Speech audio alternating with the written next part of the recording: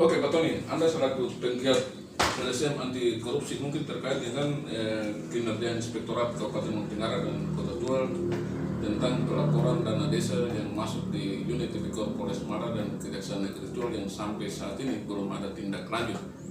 Kira-kira bagaimana tanggapan Anda?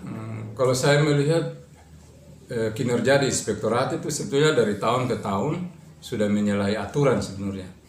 Kalau kita mendasari itu MOU antara Kejaksaan Negeri Tual, Polres Maluku Tenggara dengan Inspektorat Maluku Tenggara dan Kota Tual itu sudah menyimpang dari pasal 21 Undang-Undang Tindak Pidana Korupsi. Pasal 21 itu tentang menggagalkan, merintangi, menghambat, termasuk tidak memberikan data dan informasi kepada penyidik. Berarti itulah sebuah pelanggaran. Dan sebetulnya inspektorat yang tidak kooperatif untuk mendukung penyidik dalam proses pembersihan dana negara di desa maupun dana negara di pemerintah Kota Tual dan Kabupaten Maluku Tenggara, itu sebetulnya Kapolres sudah harus menangkap mereka. Kepolisian negara sudah harus menangkap itu berdasarkan pasal 21 bahwa mereka ini sudah merintangi dan menggagalkan, menghambat terjadinya proses penyidikan. Itu pasal 21 sebetulnya Kapolres Maluku Tenggara melalui Tipikor Tindak Pidana Korupsi unitnya sudah harus menangkap mereka-mereka itu dan mereka itu dijadikan sebagai tersangka. Karena mereka itu adalah biang keladi dari menghambat seluruh kasus-kasus yang ada di sini. Dari 6 desa yang sudah diajukan oleh Tipikor kepada Inspektorat itu sudah harus menindaklanjuti dalam kurun waktu 21 hari, itu amanat undang-undang. Kalau sampai tidak menindaklanjuti, maka Tipikor harus mengkaji pasal 21 itu untuk menerapkan buat mereka. Tapi selama ini mungkin ya Tipikor juga memahami atau tidak, saya tidak tahu. Tapi sebetulnya pasal 21 itu adalah peluru senjata dari Tipikor untuk menangkap mereka. Itu merintang gitu. Nah, itu yang melalui momen ini itu salah satu juga di jaksa itu, kejaksaan itu banyak kasus yang memang tidak jalan. Kepercayaan masyarakat terhadap Kejaksaan Negeri Tual hampir tidak ada. Apalagi Tipikor Polres itu malah lebih celaka lagi. Tapi kita berikan respon karena dia sudah membuka dana desa ini dengan memeriksa 6 desa. Sebetulnya test case pilot project daripada ini harus didukung oleh semua pihak dan mendukung supaya 6 desa ini bila perlu kalau terbukti mereka ditahan, supaya efek jerah bagi desa-desa yang lain. Dana desa yang terjadi pada tahun lalu yang kita monitor itu seperti di BPMPD, dana BUMO, dana desa dan lain, tiba-tiba SP3 oleh Kejaksaan. Kemudian kasus tanah, pengadaan tanah di Kota Tual, jalan-jalan tiba-tiba ada SP3, ini ada apa di Kejaksaan Negeri Tual itu? Belum kasus-kasus yang harus Tipikor meminta untuk P21, jaksa menurunkan P19.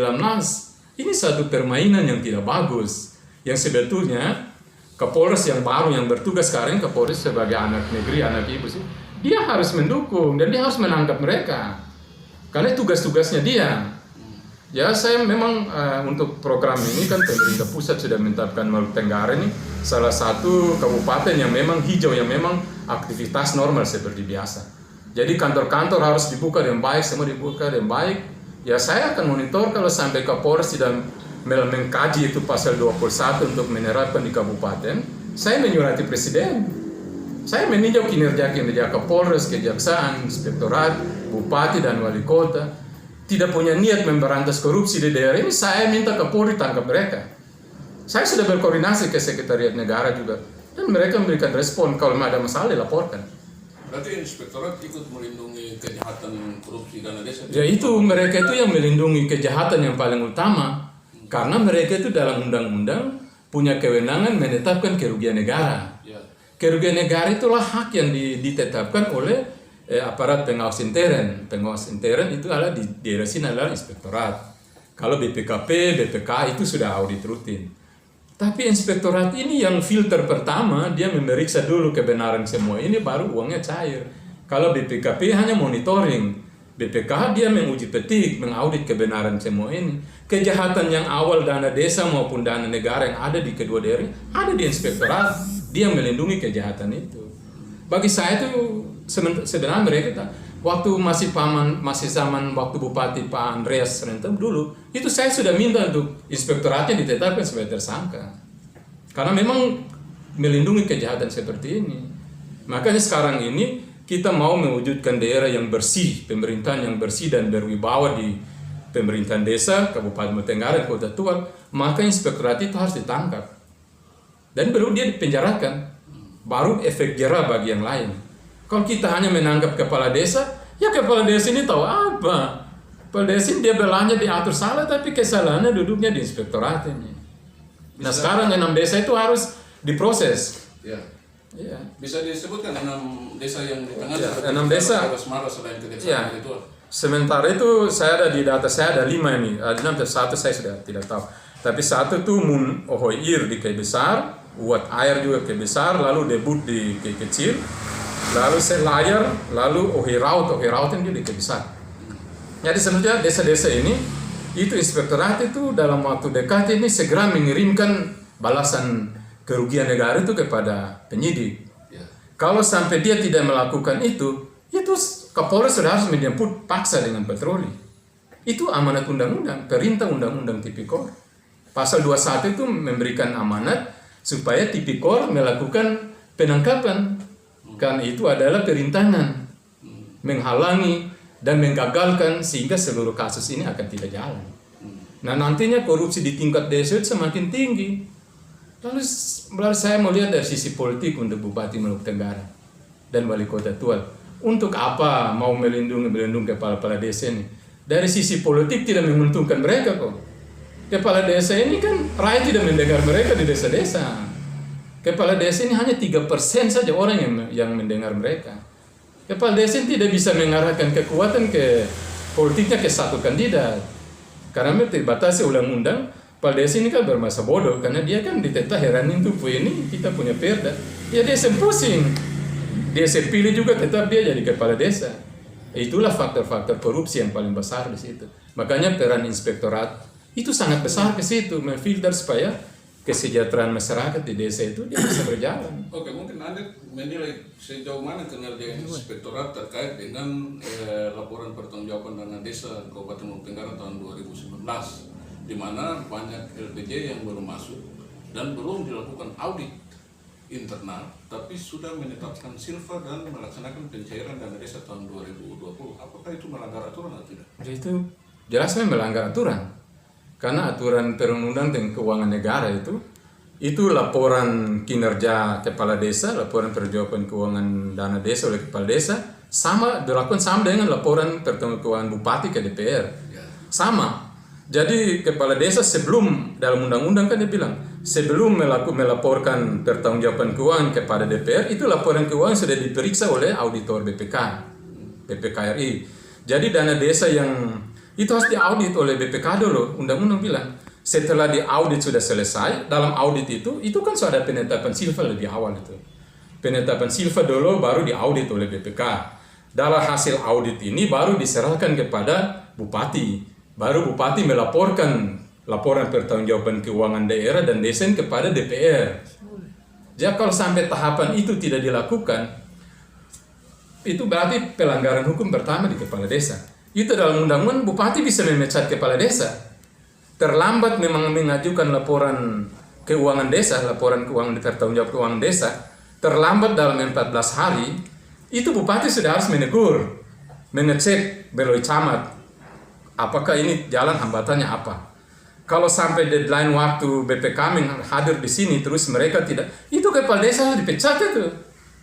Karena BPK punya waktu di sini kan sekitar 21 hari. Dia bekerja. Kalau dia mengaudit dana APBD itu lebih cepat. Tapi kalau dia menguji desa-desa, kita ini kan 190 desa. 92. Kalau 92. Jadi kalau dia punya waktu 21 hari, memang dia tidak bisa mengaudit ke situ karena laporannya tidak masuk semua. Laporannya bertahap, ada yang sudah, ada yang tidak, banyak yang tidak. Jadi sebetulnya bupati harus bertegas memberikan sanksi kepada kepala desa itu, memecat dia. Tidak bisa bertahan kepala desa yang model itu aturan minta. Tapi malah bupati melindungi lagi kejahatan yang seperti itu. Makanya saya bilang bupati untuk apa mempertahankan kepala desa yang dari secara politik tidak menguntungkan. Biarkan dia proses hukum, biar dia masuk. Kenapa harus menghalangi? Maka itu saya minta Kapolres Bertuit segera menggunakan pasal 21 itu. Menangkap seluruh pejabat-pejabat yang ada di daerah ini. Karena itu kewenangan dia. Saya monitor ini. Kalau sampai Kapolres tidak melakukan, saya lapor Presiden. Kira-kira Anda melihat ada niat baik dari Bupati Mungtengara dan Wali Kota Tual dalam menuntaskan berbagai kasus korupsi, terutama kasus korupsi dana desa di kedua daerah ini? Kalau saya melihat kedua orang ini tidak punya niat. Karena dalam visi misi Bupati maupun Wali Kota itu tidak ada pemberantasan korupsi dan menciptakan good governance, pemerintahan yang baik di kedua daerah ini. Itu menunjukkan tidak ada niat, tidak ada itikat untuk memberantas korupsi. Karena apa? Dia memberantas bagaimana ini, dia seperti burung, dia terbang, dia turun ke bawah, ini orang-orang dia saja ini. Bagaimana menyusahkan orang dia. Dan bisa jadi semua di dalam lingkaran setan itu. Itu yang faktor-faktor yang sangat psikologis yang sangat mempengaruhi untuk tidak punya niat untuk memberantas itu. Ini saja, ini MOU saja itu mereka melanggar ini. MOU untuk masalah-masalah kasus dana desa ini, kasus korupsi ini. Itu MOU saja implementasinya menghambat itu. Pas sudah MOU itu. Kenapa inspektorat tidak memberikan 6 desa yang diajukan oleh Polres? Itu aja sudah menjadi gambaran itu. Kenapa harus bertahan? Kalau memang saudara kerja benar, untuk apa surat turun? Jawab saja, saya menghadap, ini datanya ini. Tapi kalau sampai tingkat yang seperti begini, itu ada kebocoran yang tidak bagus di situ. Ya, memang wajar mereka itu dihukum. Kalau tidak, Maluku Tenggara sudah mau 1 abad. Tidak ada perubahan yang baik di daerah ini. Orang tinggal miskin, pendapatan per kapita masyarakat menurun. Maluku Tenggara ini coba bayangkan. Saya di desa-desa itu, tunggakan listrik itu, dari 90 desa itu hampir seluruhnya tunggakan. Kenapa? Masyarakat tidak mampu karena pendapatan per kapita desa itu masih punya standar perhitungan Bank Dunia. Yang Bank Dunia itu di bawah Rp500 per hari. Apalagi di tengah-tengah dilanda COVID ini, kita pun pendapatan per kapita masyarakat itu rendah di bawah itu. Makanya terjadi kemiskinannya itu dia tidak turun, malah dia meningkat. Karena lapangan kerja tidak ada, tidak ada punya niat dari pemerintah daerah dan kepala desa untuk menggali potensi-potensi desa yang ada untuk mensejahterakan masyarakat. Dia sendiri peningkatan ekonomi. Perputaran uang ini kan kita hanya siklus APBD kita ini itu dari DAU dan DAK. DAK kan kemarin corona ditarik, kita punya DAU saja. Perputaran uang yang ada di sini itu adalah belanja pegawai itu. Dari hampir 1 triliun keluarkan DAK, itu belanja pegawai, perputaran uang yang ada di sini kita berkisar 400-300 miliar. Itu dana dari gaji-gaji pegawai, potong kredit keluar sekitar 100 miliar tambah belanja publik sedikit. 50 miliar ini yang berputar di Tual dan kabupaten ini.